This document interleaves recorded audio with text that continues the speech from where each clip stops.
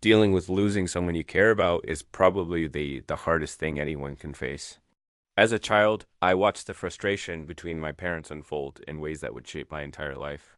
I had four different fathers, and I watched each. One get broken down by my mother, who I love dearly.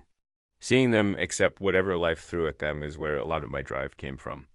I never wanted to be that defeated, that the single most painful event of my life happened when I was 11 years old, but it also shaped me in the most beautiful way. We had no money for food, and it was Thanksgiving, which is a big holiday feast in America. We'd been without food before, surviving on crackers and butter, but we weren't going to have a Thanksgiving feast this time. Then there was a knock at the door. I opened it to find this giant man standing there with groceries in each hand and a pot beside him on the ground with an uncooked turkey. I asked who he was here for, and he said he wanted to speak to my father. At that moment, my mom and dad were yelling at each other, saying things that could never be taken back. I was trying to make sure my younger brother and sister, who were 5 and 7 years younger, wouldn't hear any of it. I was so excited when I called my dad to the door. I thought this was going to be the most exciting day. We were going to have a feast, and I was going to see my father be happy. But when my dad saw the man, "We don't accept charity," he said, and went to slam the door in the man's face. The man's foot was there, so the door bounced off it. The delivery man explained that he was just delivering groceries. "It's not charity," he said. "Everyone has tough times. Someone bought this and they're sending it to you as a gift." My father insisted we didn't take charity and tried to close the door again. This time the guy's shoulder was there too, so it bounced off again. Then there was this moment I'll never forget. The man looked at my father, then looked at me and said, "Sir, don't let your ego make your family suffer." The veins on my dad's face and neck bulged. His face turned red.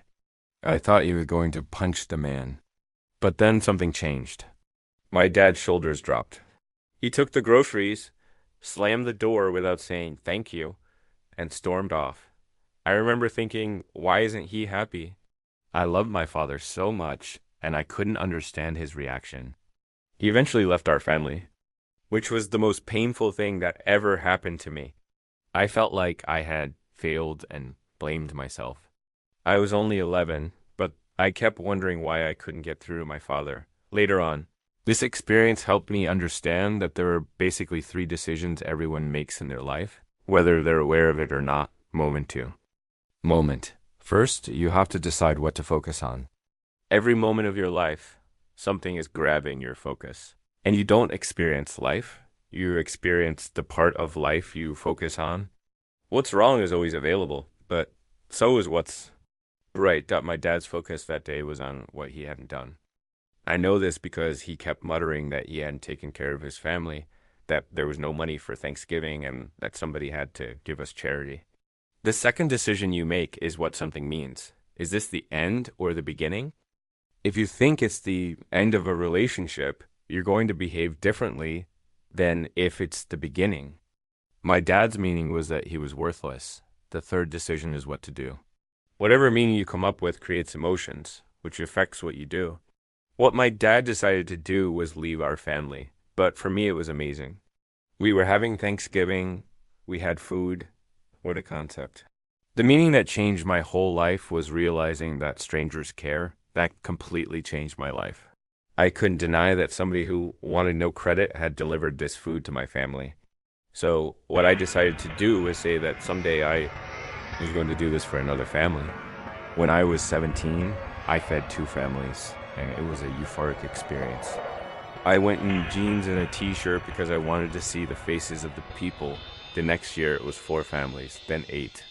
My goal was to keep doubling. I had a little company at the time, and eventually I got to feeding 1 million people a year, then 4 million people a year. When I was writing Money Master the Game and interviewing billionaires, I watched Congress cut food stamps by $6 billion. Every family that actually needed food had to come up with a week's worth of food out of every month. I called my team to ask how many people I had fed in my lifetime.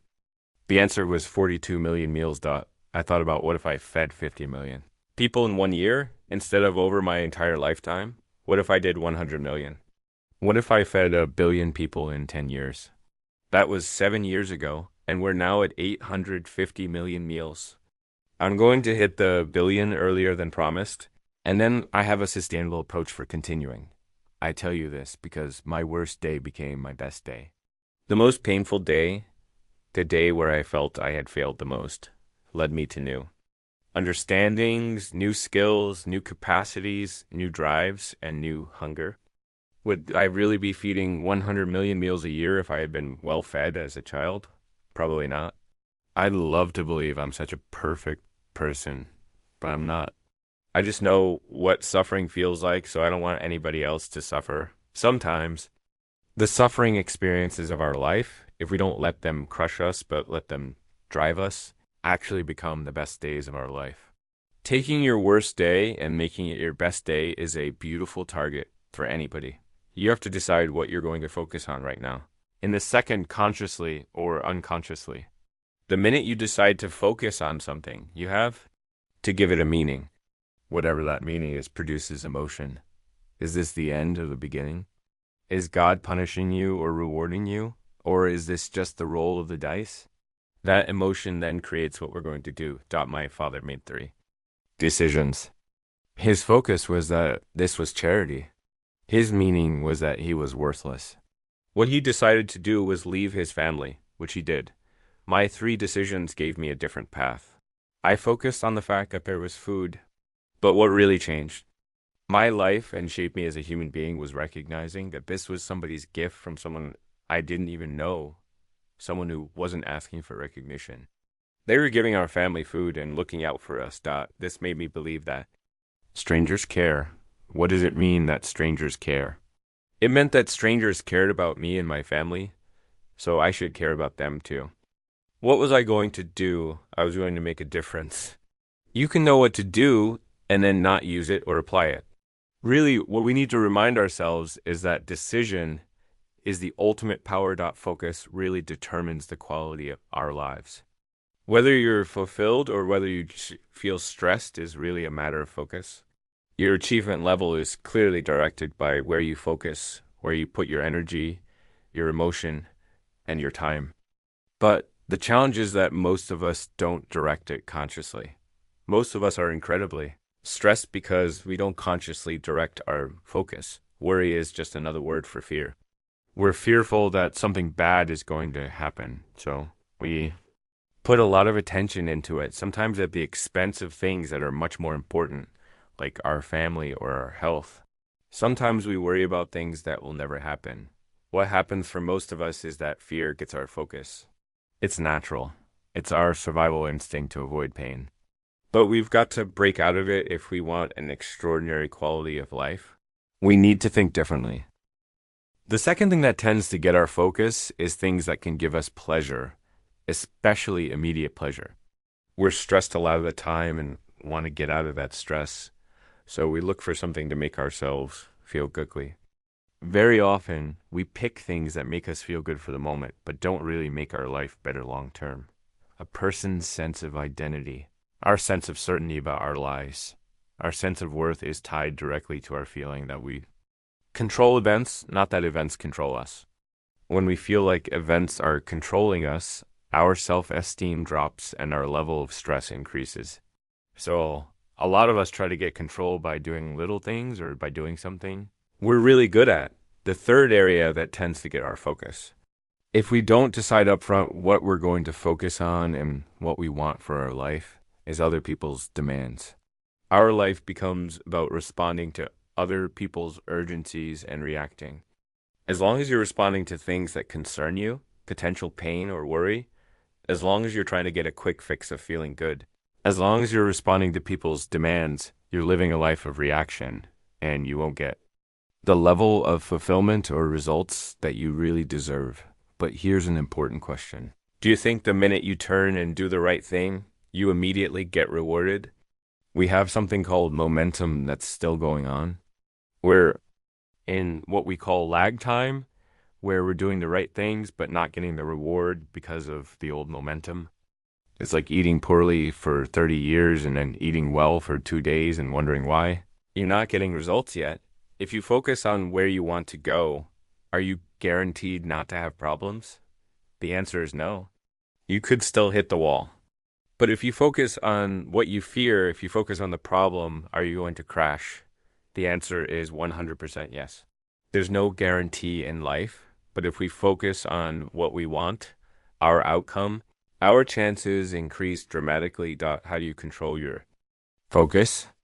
I don't believe in positive thinking. I don't believe you should go to your garden and say, there are no weeds while doing affirmations. The weeds will take your garden.